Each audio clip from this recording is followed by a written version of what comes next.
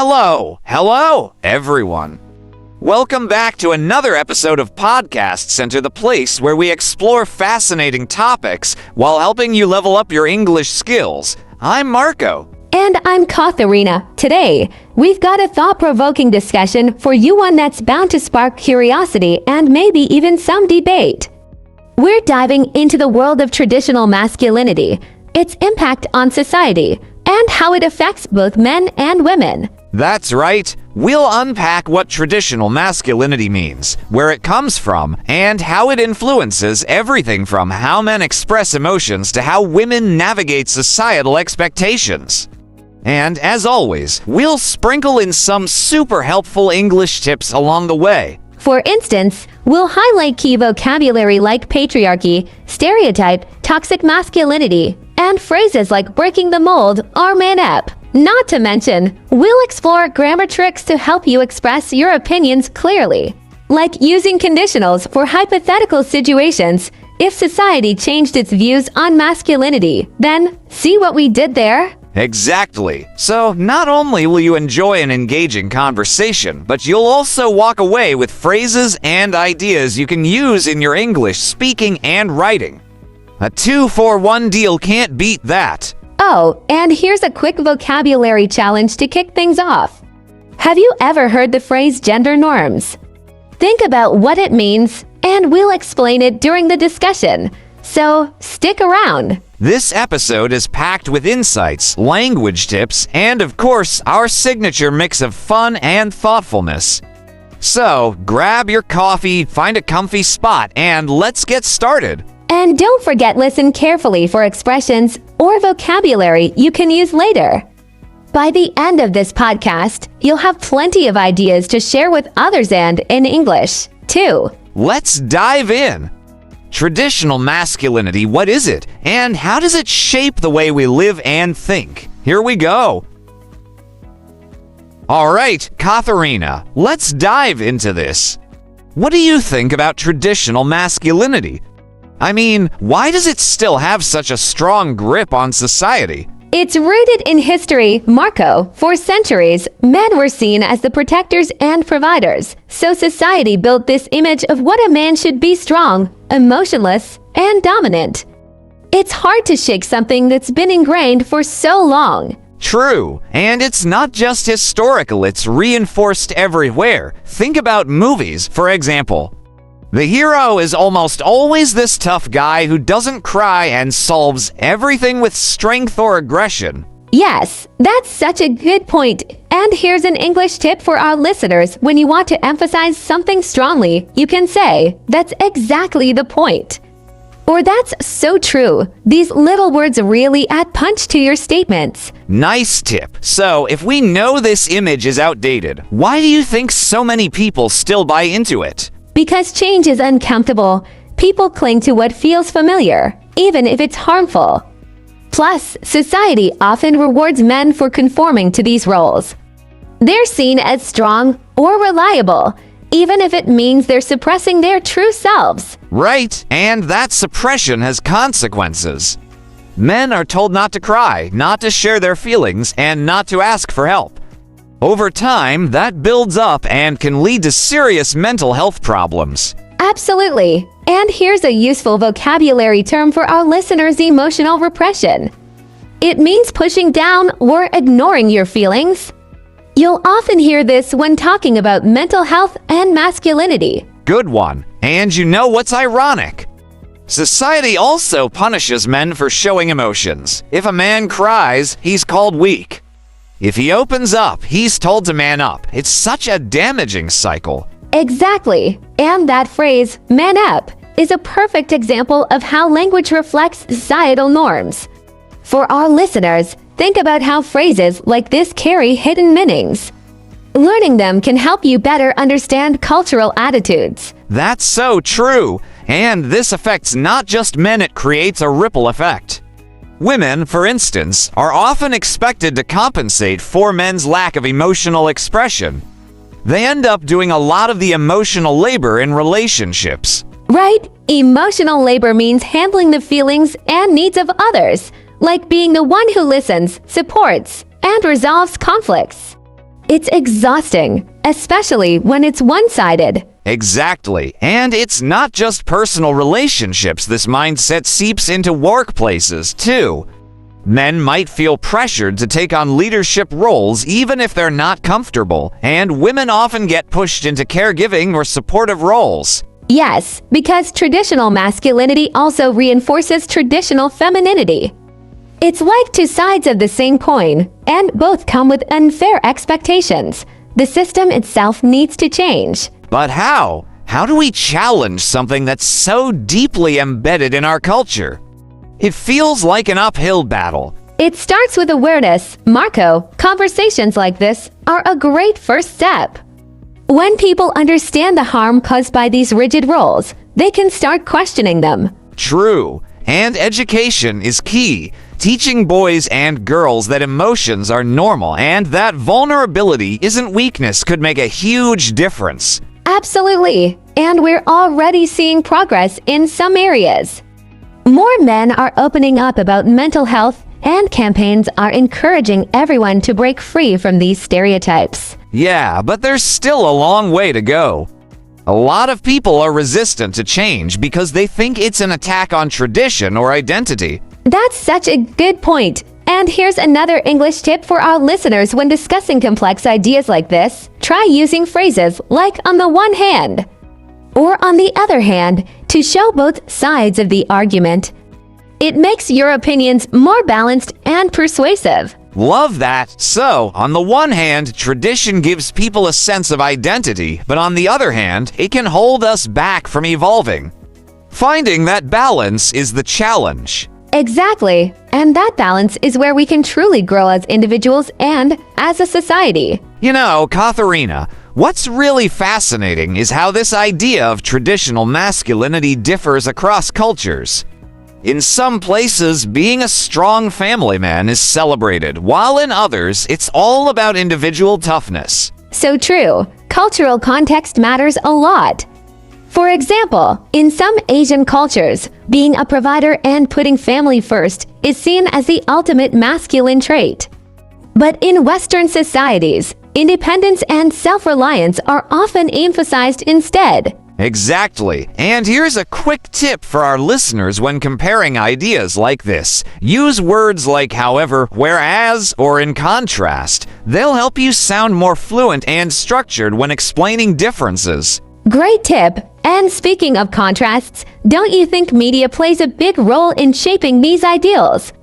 I mean, movies, advertisements, even songs, they all promote certain images of what it means to be a man. Oh, 100%. Think about superhero movies. The male leads are usually muscular, fearless, and emotionally closed off. They rarely show vulnerability, and this sets an unrealistic standard for men to follow. Absolutely. It's like these characters are designed to embody the perfect man, but that perfection isn't real or healthy.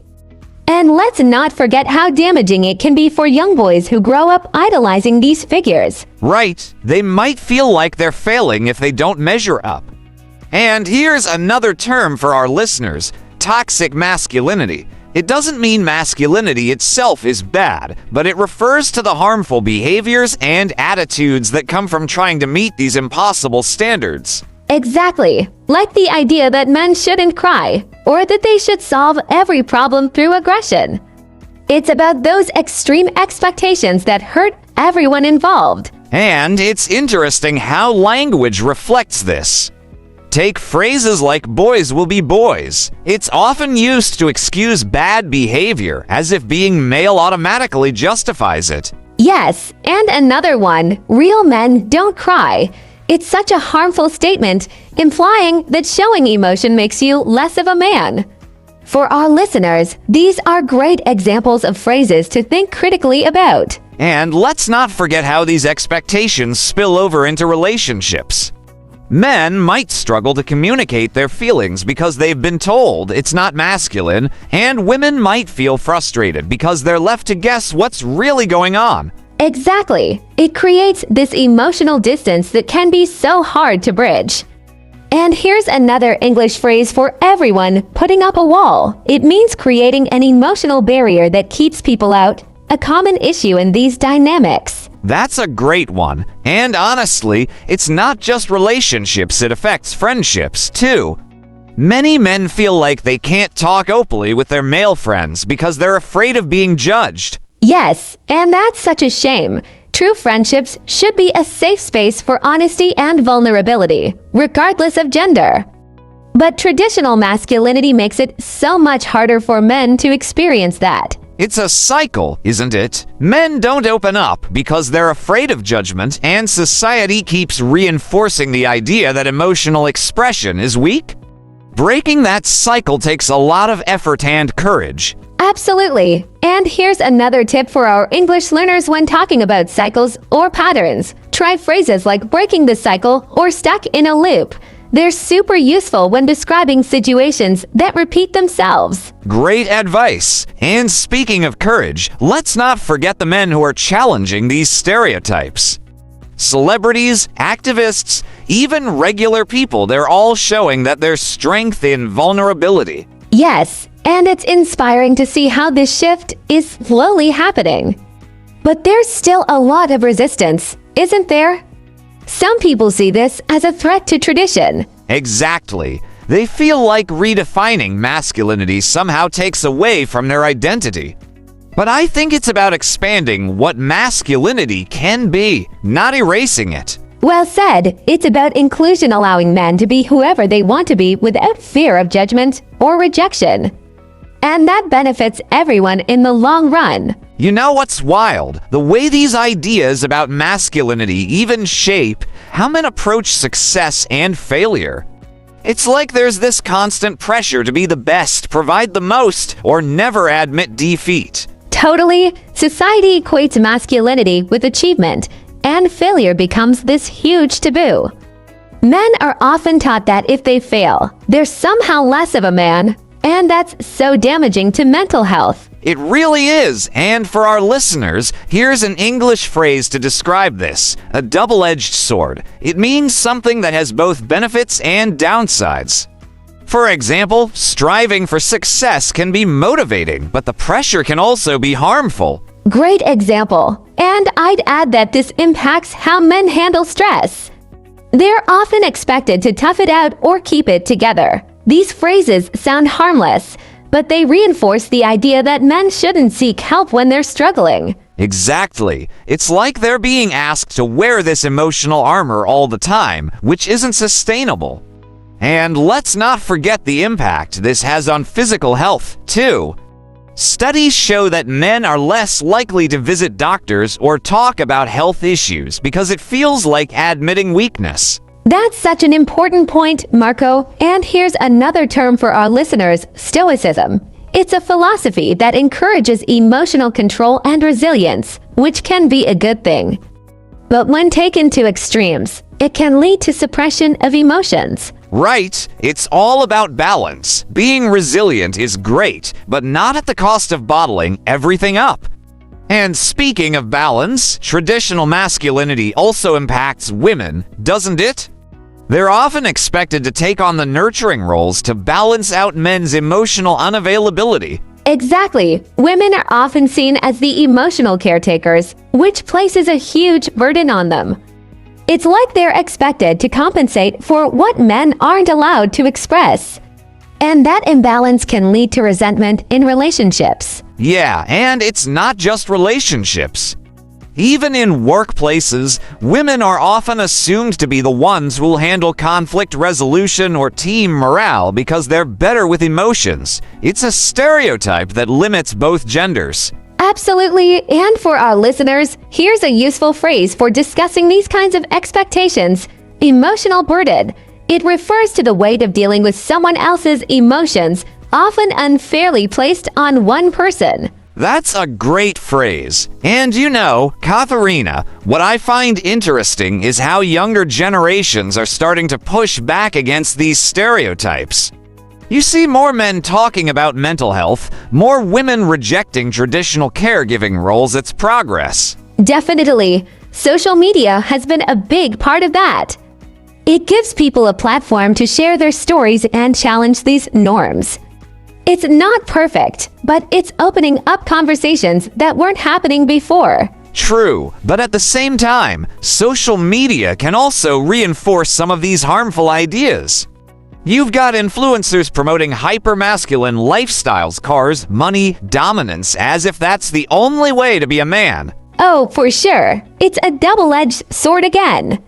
For every positive message, there's another one that pulls us back into those outdated norms.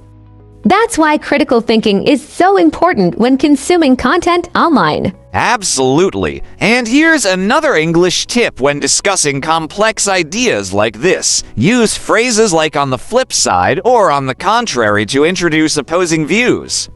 It helps you sound more fluent and nuanced. Such a good point, Marco. And it's especially important to teach younger generations to question what they see and hear. They're the ones who can break these cycles if they're given the tools to do so. Agreed. And it's not just about questioning, it's also about creating safe spaces where people can express themselves without fear of judgment. That's where real change happens. Exactly. Safe spaces are key. And here's another phrase for our listeners: breaking the mold. It means stepping out of traditional roles or expectations, which is exactly what we're talking about here. Love that. So, creating safe spaces and breaking the mold, that's the goal. But it's going to take time and effort from everyone to make it happen. All right, let's sum up everything we've covered. We talked about traditional views of masculinity and how they create rigid expectations for men, like being tough, suppressing emotions, and always striving for success.